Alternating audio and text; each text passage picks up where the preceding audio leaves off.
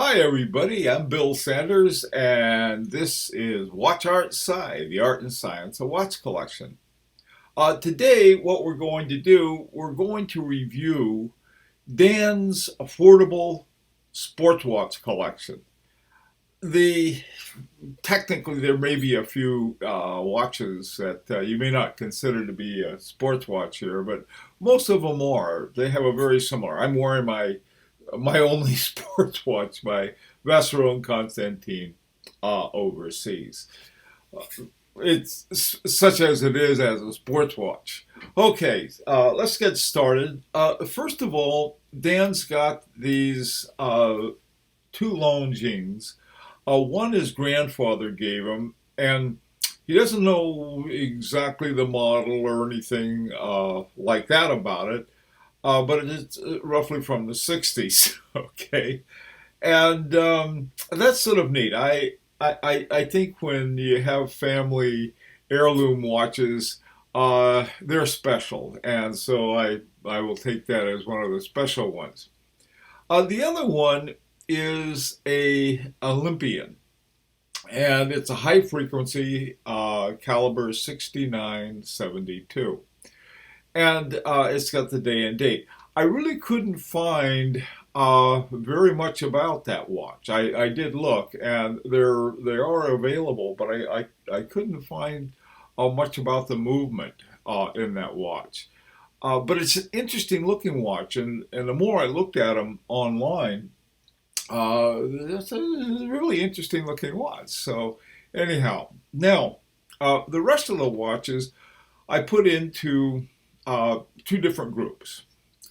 The first group is what I call the divers group, and again, if some of these may not exactly be divers, they're pretty close. Now, one thing, let me say this about Dan's collection. All of the watches in this collection, with the exception of the Seiko, are either ETA, quartz, or Sellita movements. And that's okay uh, for now. All right, we're going to look at that. I'm not going to go on to a rant about that because I like these watches. I really do. I like the looks of them. They're well chosen, and just looking at them, they seem to be extremely well cared for. If this is the kind of guy that I wouldn't mind buying a watch from because it looks like he takes such good care of them, which I really like. Okay, so let's get started. The first one is the Omega Seamaster. Now this is a quartz Seamaster, and it's a kind of thing that if you really need a really good time, you better make sure you got a fresh battery if you're going to take this watch diving with you. But it's a good looking watch. Um, the next one is the Tag Heuer Aqua Racer. It's got an ETA 7750 in it. It's got three sub dials, chronograph, and again, I put that in the Aqua Racer. It's properly a more of a chronograph than it is a diver, but it looks like a diver to me. Okay, the Seiko. The Seiko is interesting. Uh, it's a diver's watch. It says it's a diver's watch, but for some reason, somebody gave it the nickname Land Monster. So it's a cool looking watch with the orange and black bezel. It looks like a true driver's watch. But I don't know where it got the nickname Land Monster, but that was one of the names that they had for it. Okay, finally is Breitling. Oh, by the way, too, the Seiko's movement is the 7S35 Seiko in-house movement on that. All of them on Seiko are. Okay, the Breitling Super Ocean 2 is automatic, running on an ETA 2824-2. I love the looks of this watch. Again, we're talking about the external aspects of it, and not horological ones. Just a good looking watch, though. I like it. So I got a little story for you too. I want to talk about watches like this when I'm finished. Okay, now this next group is sort of a mixed bag.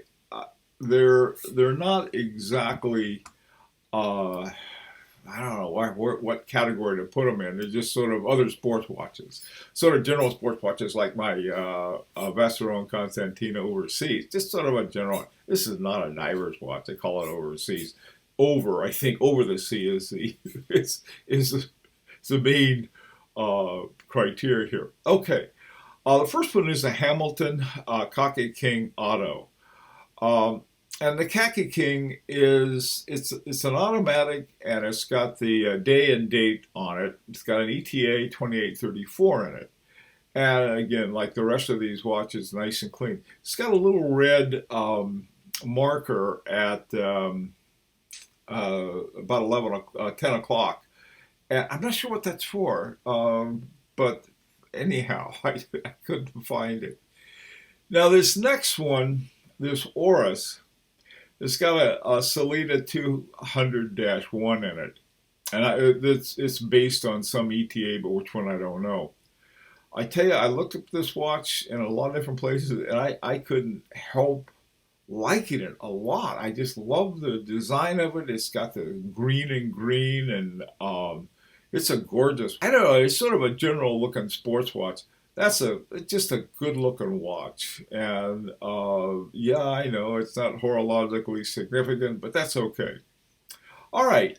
Next is a racing watch. This is a Tag Heuer Formula One Caliber 5. Okay, Caliber 5 is your 2824 ETA 2824-2, and it's a nice looking, well kept, clean watch.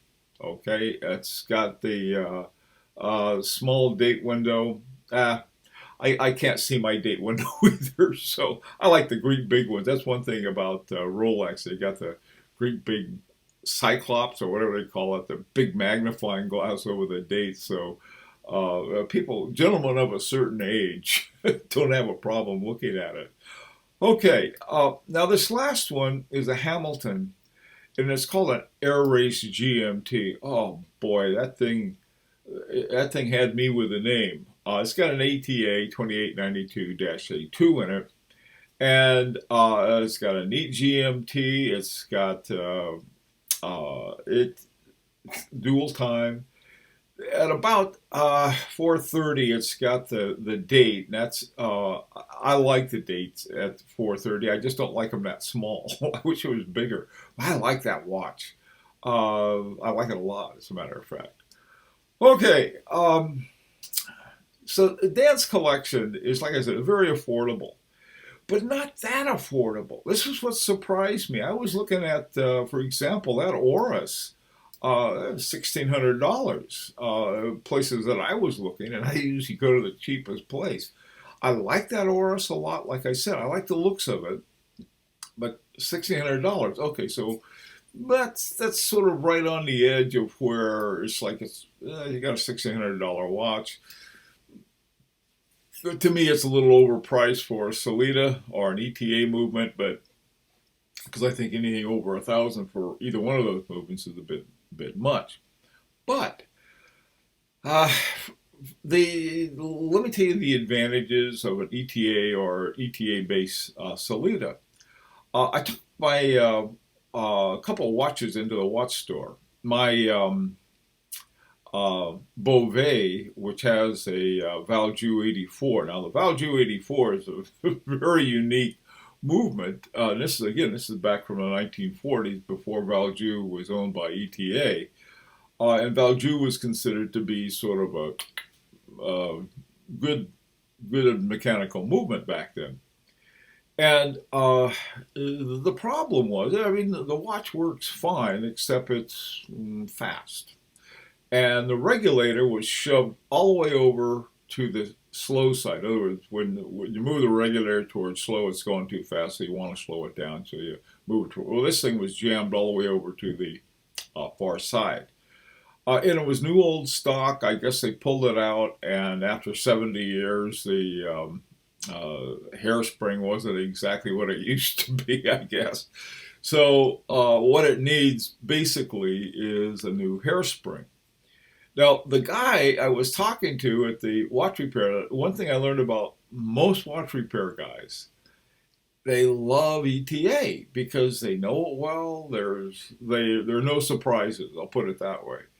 On the other hand, this friend of mine who's a watchmaker who was one of the Grand Prix judges, the only thing he likes to work on are complicated ones. He just likes, he won't work on a simple watch. That's the way he is.